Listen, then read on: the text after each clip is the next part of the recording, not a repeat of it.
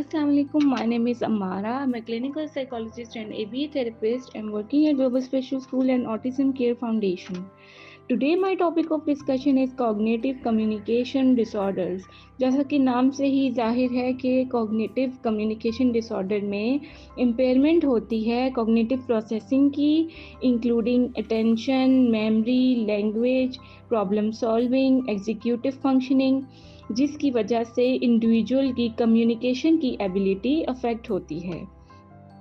हम आ जाते हैं कॉजेज़ की तरफ। क्या-क्या कॉजेज़ हो सकते हैं कम्युनिकेशन डिसऑर्डर के? कॉग्निटिव कम्युनिकेशन डिसऑर्डर के 7 कॉजेज़ हैं, जिसमें सबसे पहले आ जाता है traumatic brain injury.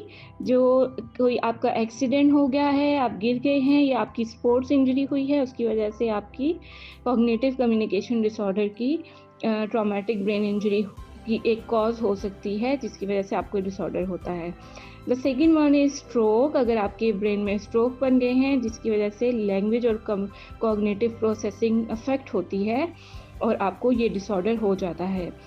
Third one is dementia. Dementia में आ जाता है अल्जाइमर डिजीज़, वेस्कुलर डिमेंशिया और फ्रंटोटेम्पोरल डिमेंशिया, यानी कि जो आपका फ्रंटल लोब है उसका डिमेंशिया। इसकी वजह से आपको कॉग्निटिव कम्युनिकेशन डिसऑर्डर हो सकता है। न्यूरोडीजेनरेटिव डिजीज़ेज़, जिसमें आ जाती हैं पार्किंसन डिजीज़, मल्टीपल स्क्लेरोसिस, इस तरह की जितनी भी डिजीज़ेज़ हैं वो आपका कॉज करती हैं cognitive communication disorders. The fifth one is infections. आपके ब्रेन में कोई इन्फेक्शन हो गया है या किसी मेडिसिन की वजह से कोई इन्फेक्शन हो गया है, तब आपको ये डिजीज़ हो सकती है। The sixth one is tumours. अगर आपके ब्रेन में कोई ट्यूमर बन रहा है, आपका ब्रेन ट्यूमर या प्राइमरी या मेटास्टैटिक ब्रेन ट्यूमर हो गया है, इसकी वजह से आपको ये डिसऑर्डर हो सकता है। The seventh one is toxic metabolic disorders, जिसमें आ जाते हैं सब्सटेंस अब्यूज़, पॉइजनिंग या मेटाबॉलिक डिसऑर्डर्स, जिसकी वजह से आपको कॉग्निटिव कम्युनिकेशन डिसऑर्डर हो सकता है। अब हम देख लेते हैं इसके कैरेक्टरिस्टिक्स, यानी कि इसके सिम्पटम्स, इसमें इसकी वजह से क्या-क्या प्रॉब्लम्स होती हैं। The first is attention deficit, यानी कि अगर आपको ये डिसऑर्डर है तो आप फोकस नहीं कर पा रहे, आपकी अटेंशन डाइवर्ट हो रही है।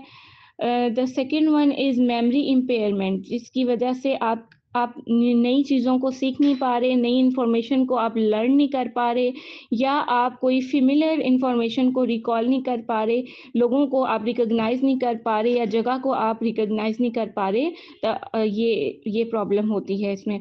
The third is language processing difficulties. आप अंडरस्टैंड नहीं कर पा रहे सिंपल लैंग्वेज या कॉम्प्लेक्स लैंग्वेज को, आपको रीडिंग, राइटिंग, स्पीकिंग में प्रॉब्लम आ रहा है। The fourth is executive functioning deficit.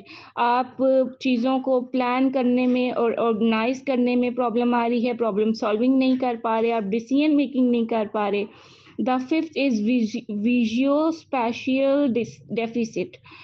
इसमें आप जैसे विजुअल इंटरप्रिटेशन होती है वो आप नहीं कर पाते और आपको चीज़ों को अंडरस्टैंड करने में ट्रबल होती है। अब हम देख लेते हैं इसमें कम्युनिकेशन के क्या-क्या इम्पैक्ट्स होते हैं। इसमें आपको डिफ़िकल्टी होती है कन्वर्सेशन मेंटेन करने में या बातचीत करने में आपको डिफ़िकल्टी हो रही है। आप जो है कॉम्प्लेक्स इंस्ट्रक्शन को और एब्स्ट्रैक्ट कॉन्सेप्ट्स को अंडरस्टैंड नहीं कर पाते।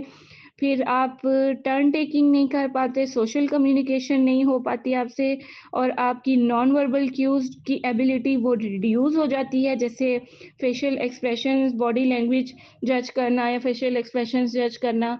तो ये एबिलिटी आपकी कम हो जाती है और आपको रीडिंग, राइटिंग और टेक्नोलॉजी यूज़ करने में डिफ़िकल्टी आती है। अब हम असेसमेंट एंड डायग्नोसिस की तरफ आ जाते हैं। हम इसकी असेसमेंट और डायग्नोसिस किस तरह करते हैं? सबसे पहले हम कॉम्प्रिहेंसिव कॉग्निटिव लिंग्विस्टिक एवैल्यूएशन एक असेसमेंट टूल है, ये अप्लाई करते हैं, जिसमें हम जो पर्सन है उसकी अटेंशन, उसकी मेमोरी, लैंग्वेज और प्रॉब्लम सॉल्विंग, एग्जीक्यूटिव फंक्शनिंग, ये सारी चीज़ें हम मेजर करते हैं। Second one is behavioural observation. हम जो पर्सन है उसका बिहेवियर और उसकी सोशल इंटरैक्शंस और डेली लिविंग स्किल्स को एवेल्युएट करते हैं। The third one is neuropsychological testing. इसमें हम एवेल्युएशन करते हैं कॉग्निटिव प्रोसेसिंग की, जिसमें आपकी अटेंशन, मेमोरी और एग्जीक्यूटिव फंक्शनिंग आ जाती है। The fourth is medical and neurological evaluation.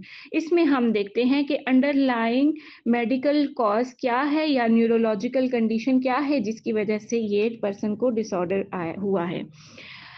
Treatment and management. अब हम ट्रीटमेंट की तरफ आ जाते हैं। सबसे पहले हम कॉग्निटिव कम्युनिकेशन थेरेपी करते हैं, जिसमें हमारा टारगेट होता है cognitive communication skills, attention, memory and language processing.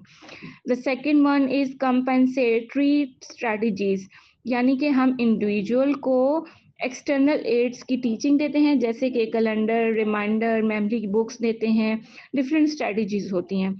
फिर इसके बाद हम पर्सन को देते हैं कॉग्निटिव ट्रेनिंग, जिसमें पर्सन की कॉग्निटिव प्रोसेसिंग इम्प्रूव होती है, मेमोरी, अटेंशन और एग्जीक्यूटिव फंक्शनिंग इम्प्रूव होती है। The fourth is communication partner training. इसमें हम फैमिली मेंबर्स को एजुकेट करते हैं, केयर गिवर को एजुकेट करते हैं और कम्युनिकेशन के पार्टनर, इसमें हम पर्सन का एक हायर करते हैं कम्युनिकेशन पार्टनर, जो उसको साथ साथ हर जहाँ पर भी वो जाए वो उनको गाइड करते हैं। टेक्नोलॉजी बेस्ड इंटरवेंशंस, इसमें हम डिजिटल टूल्स, एप्स, सॉफ्टवेयर्स और कॉग्निटिव कम्युनिकेशन स्किल्स को सपोर्ट करने के लिए ये सारी चीज़ें हम यूज़ करते हैं। तो ये था आज का मेरा लेक्चर। नेक्स्ट लेक्चर में मैं इंशाल्लाह नए टॉपिक के साथ आऊँगी। अपना ख्याल रखिएगा। अल्लाह हाफ़िज़।